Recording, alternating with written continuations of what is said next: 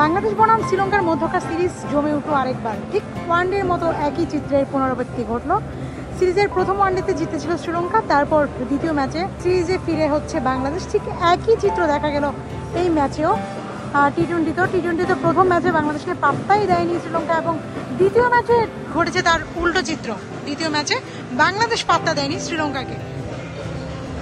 তাদের স্কোরবোর্ড 73 রানের মধ্যেই বাংলাদেশ তুলে নেয় 7টি উইকেট, এবং পাওয়ার প্লেতেই বাংলাদেশ তুলে নেয় 37 রানে 4 উইকেট। টানা উইকেট একের পর এক রিশাদ শরীফুলদের ব্রেকথ্রুর পর আসলে শ্রীলঙ্কা টিকে থাকতে পারেনি।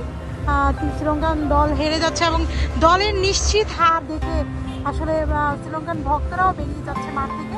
আমরা দেখছি যে মাঠ থেকে একে একে শ্রীলঙ্কার সব দর্শকরা বেরিয়ে যাচ্ছেন, কারণ আজ ডাম্বুলার মাঠে তাদের হার নিয়ে মাঠ ছাড়তে হচ্ছে।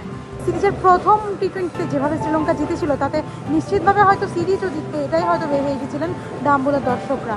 আমরা দেখেছি যে এই চারপাশে বেড়াটপকেও কিন্তু মাঠে প্রবেশ করেছেন ডাম্বুলার দর্শকরা, কিন্তু রাঙ্গিরিতে এসে তাদের হতাশা নিয়ে মাঠ ছাড়তে হচ্ছে, কারণ তাদের দল জিতে তো নয়, বরং বাংলাদেশের বিপক্ষে ন্যূনতম প্রতিদ্বন্দ্বিতাও করতে পারেনি শ্রীলঙ্কা।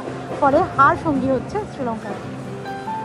দলের নিশ্চিত হার দেখে ম্যাচ শেষ হওয়ার আগেই দর্শকরা বের হয়ে যাচ্ছে রাঙ্গিরি ডাম্বুলা ইন্টারন্যাশনাল স্টেডিয়াম থেকে, এবং বাংলাদেশ অপেক্ষা করছে সিরিজে জয়ের উল্লাস করতে। আর কিছুক্ষণ পরেই বাংলাদেশের হয়তো রেজাল্ট নিশ্চিত হয়ে যাবে, কারণ ইতিমধ্যে 8 উইকেট হারিয়ে ফেলেছে শ্রীলঙ্কা। এই জয় নিশ্চিত হলে বাংলাদেশ এবং শ্রীলঙ্কার মধ্যকার 3 ম্যাচের সিরিজ 1-1 ড্র থাকবে, এবং সিরিজের লাস্ট ম্যাচ হবে কলম্বোতে, যে ম্যাচ হবে আগামী 16ই জুলাই, এবং সেই ম্যাচেই নির্ধারণ হবে কে হবে টি-20 সিরিজের চ্যাম্পিয়ন। এর আগে ওয়ানডে এবং টেস্টে চ্যাম্পিয়ন হয়েছিল শ্রীলঙ্কা। ঘরের মাঠে 2টি সিরিজে তারা নিজেদের করে রেখে নিয়েছে, কিন্তু শেষ ম্যাচ অর্থাৎ শেষ সিরিজ টি-20তে এবার কে জিতে সেটাই দেখার অপেক্ষা। ডাম্বুলা থেকে হিমু আক্তার, দেশকান্ত।